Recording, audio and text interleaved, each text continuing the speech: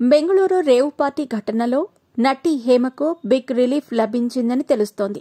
ఈ నేపథ్యంలో ప్రస్తుతం హైకోర్టు దీనిపై స్టే విధిస్తూ కీలక ఆదేశాలు జారీ చేసినట్టు సమాచారం. గతేడాది బెంగళూరులో చోటు చేసుకున్న రేవ్ పార్టీ ఘటన టాలీవుడ్లో సంచలనంగా మారిన విషయం తెలిసిందే. ఈ నేపథ్యంలో నటి హేమ బెంగళూరు రేవ్ పార్టీలో దొరికిపోయారని పోలీసులు ఆమె ఫోటోలను కూడా రిలీజ్ చేశారు.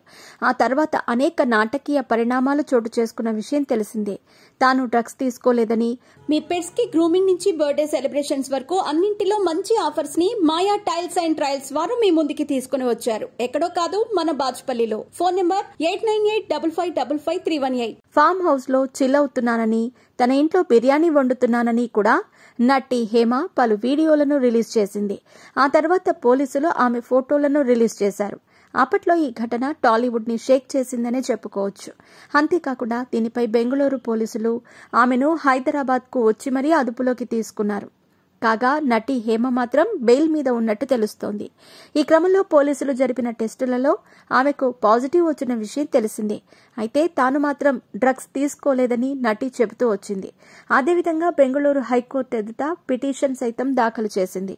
ఈ పిటిషన్పై హైకోర్టు విచారణకు స్వీకరించినట్టు తెలుస్తోంది. విచారణపై స్టే కోరుతూ హేమ దాఖలు చేసిన ఇంటర్లోక్యూటరీ అప్లికేషన్ ఐఏను అనుమతిస్తూ బెంగళూరు హైకోర్టు స్టే విధిస్తూ తీర్పునిచ్చింది. ఈ క్రమంలో నటి హేమకు మాత్రం బిగ్ రిలీఫ్ దొరికిందని చెప్పుకోవచ్చు.